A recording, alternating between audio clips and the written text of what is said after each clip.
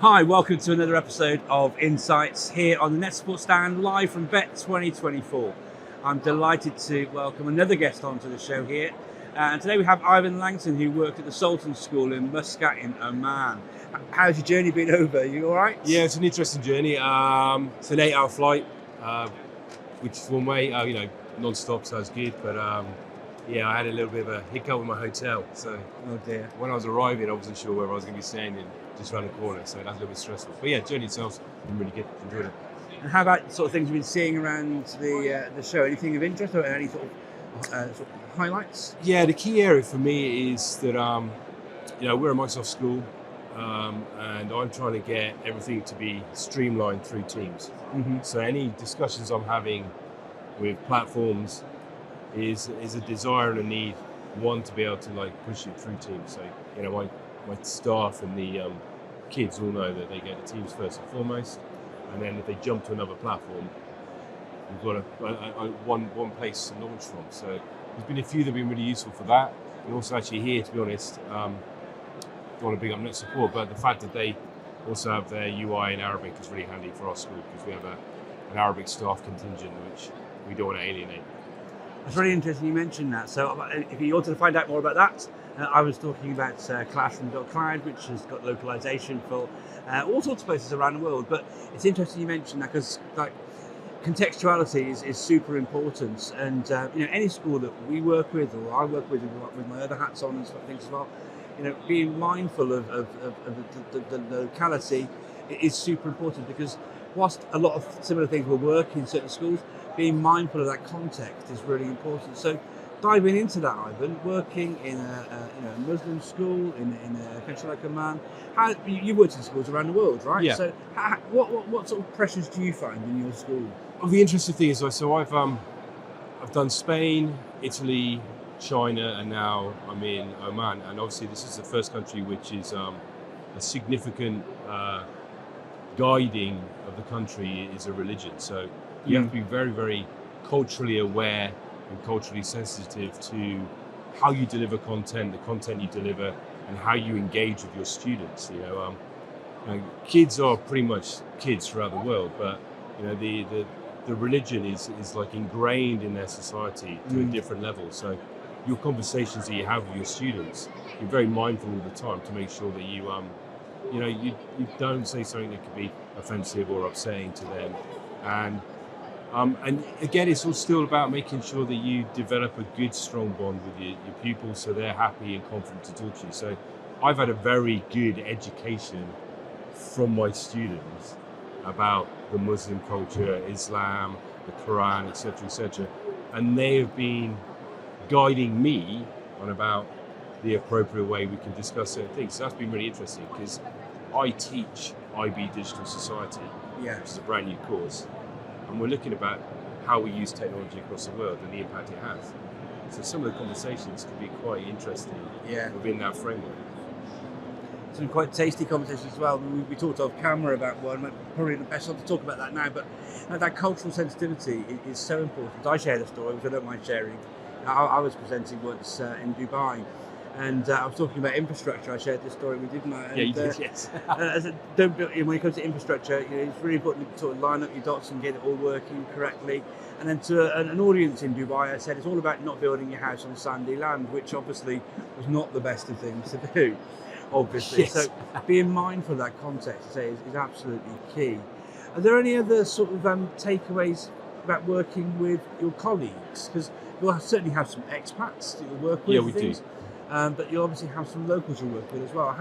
Any sort of insights into how you make that work? Yeah, well, the Sultan School, even the name is very important. It's been around since 1977. The whole point of the school was to develop an international and national curriculum for the students. So they got a flavour of the IGCSE, the IB, etc.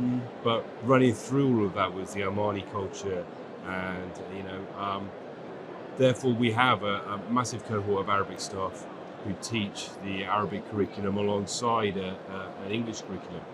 So for me, because I'm like the digital literacy coordinator, I'm trying to engage a community who's English is their second language. So I have to find ways to communicate how to use our tools effectively within the Arabic staff. So that's been a challenge, and fortunately AI has really helped me with that, because Google Translate, bless it, isn't the best at English to Arabic. But ChatGPT 4, I don't know why, but so far it's been on the mark. So every message I send out email-wise, or any posts I do on Yammer about EdTech, I then translate it to Arabic, use that very clever tool which is switched right to left, and I just get it checked by an Arabic member of staff and then send that email out or message out. So I'm engaging them in their own, I'm being inclusive, which is really helpful. Well, a conversation that's happened a lot here at Bett, actually, with other guests on Insights, has been around universal design for learning, and a core tenet of that is making sure that the resources, whether it's digital or other, provide accommodations so that all people can access the contents. And that goes just the same for when you're working with training colleagues, just as it does for how you're working with young people in the classroom. It's interesting you talked about AI. We had another nice conversation off air, actually, about your use of ChatGPT.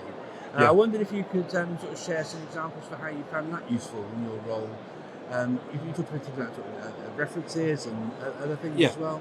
How are you using it, and how is it useful? So we get into our job, I think, because we get excited about new technology, don't we? So as soon as ChatGPT became a buzzword, I sort of jumped on board that bandwagon just to see what it could do.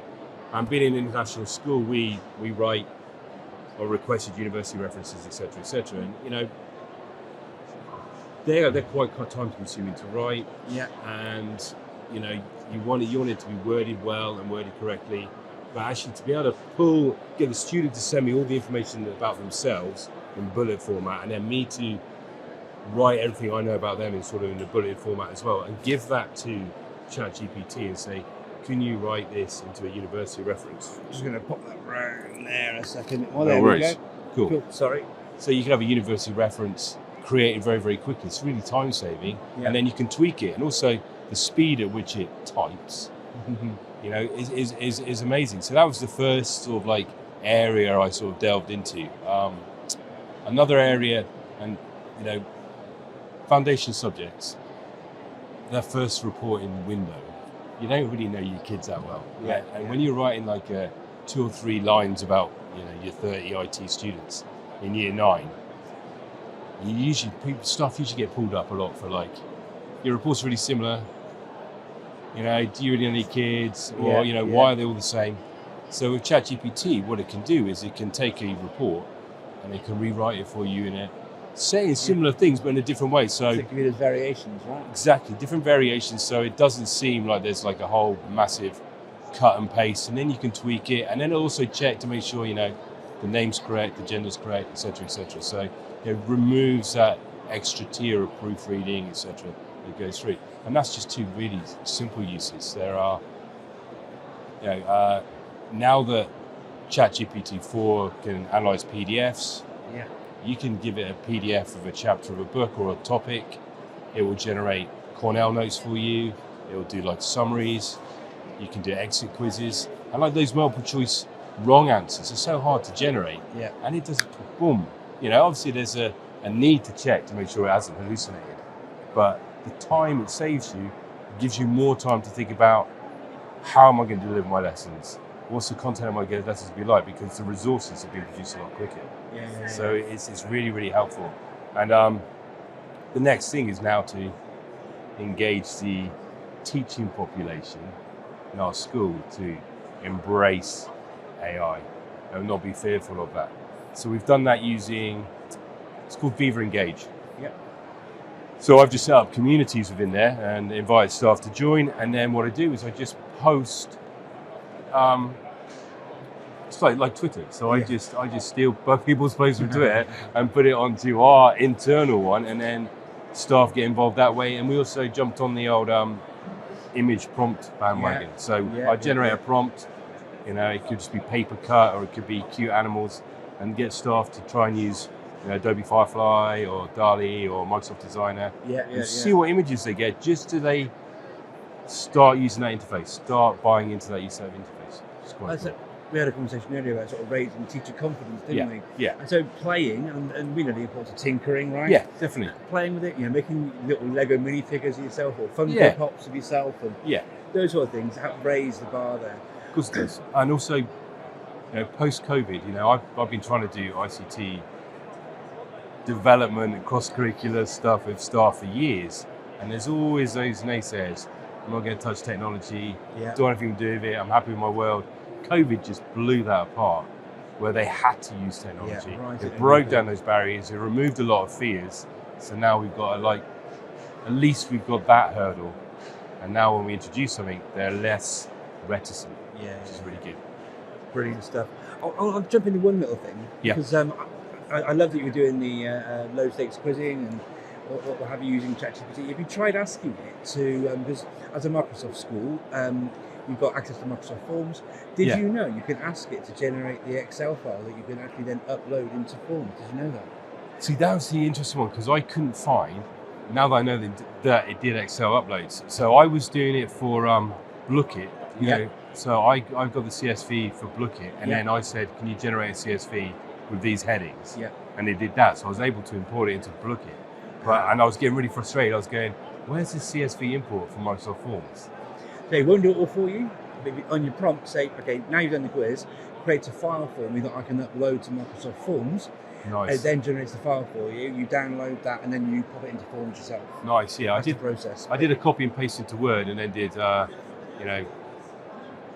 import this Word one into Forms, and it worked quite well. That exit quiz built within 2 or 3 minutes. It's just amazing, and the kids really love it because you can embed it into a PowerPoint now. So at the end of your slideshow, you've got that little quiz, and as they answer it, once they've finished answering it, you can just click through the slide and see straight away what they have and haven't understood, and you get that real quick feedback. And then it's recorded as well, so you've got that data for later on. And that's what I think is so important as well. We think about the research from Hattie, feedback should be just in time, just for me. What better way to make feedback timely? And learning sometimes goes off piste in the lesson as well. Kids are kids, right? So they might ask a random question. So you can so easily follow. I mean, you will anyway, right? But because the tools are so quick and easy now, you can then quickly generate it and boom. And you can still check that understanding. It's so helpful, right? And I think also now is, this genie is out of the bottle. It's there. Our kids are using it. They're all over it. So now we're duty bound to make sure that they use it effectively. I'm in a school where they're all EAL in a sense. Arabic is their first language. Their English is phenomenal, but you have to remember that's still their second language. And like all of these AI checkers, or they're biased towards EAL students. So you get like false positives, and that's not fair on the kids. No. You know your kids, so you know when they've used it. Teacher radar. But at some point, it's going to be really hard to decipher the difference. But the way, if you're an Arabic speaker and the way you construct sentences from Arabic to English, there's a jar in the way the sentence is created, which if that suddenly disappears, you might there'll be red flags. So you have those conversations, say this is what you need to use it for. And I can't remember whose research it was, but it's talking about one-to-one tutoring is the most powerful way. That's Bloom's 2 sigma problem, that is. And he said, and they said that you could, it was never cost effective before, but suddenly with AI, every kid has got a tutor on their phone, on their laptop, on their device, with them when they're revising, when they're studying. And the beauty of AI is that it never gets annoyed, it never gets frustrated, it never has to go and do something else. And if you ask it again and again and again and again until you understand it, it's never going to go, why are you not getting this? It has the patience of a saint. And the talking function of ChatGPT 4, where you can have a conversation with it, it's mind blowing. And that'll be Siri, and that'll be Google Assistant. And the kids can be walking around with this going, hey, can you tell me about photosynthesis? Yeah, no, I don't get it. Can you tell me again? No, I still don't get it. Oh, now I get it, thank you. So you can have that. So you need to allow your students to use it effectively as a tool to improve their learning. And the issue now is going to be that our exam boards, our examiners are not catching up back to the volley. So IB Digital Society, their IA, they have to do a 10-minute presentation. When they've thought of this, they're imagining kids on Canva, putting all their images in, writing their script, narrating their script, and I reckon within about 6 to 8 months, they're going to be able to just click on AI and say, this is my script, what images do I need, how am I going to produce this, and then it'll actually probably produce it. This brings about a whole new conversation about the future of assessment, future education, all that sort of stuff. However, we haven't got time for that. We haven't got time for that today. Please do catch up with Ivan on social media, Mr. EL, Misterel. I believe that's correct, isn't it? Yeah, it's Mr. L, Yeah, Mr. L. Ivan Langton, Sultan School, Oman, in Muscat. Thank you for joining us for this episode of Insights, live from the Bett Arena on the NetSupport stands. Thank you for joining us. Please do follow Ivan and connect. Thank you very much. Cheers. Amazing. Cheers. Bye-bye. Bye.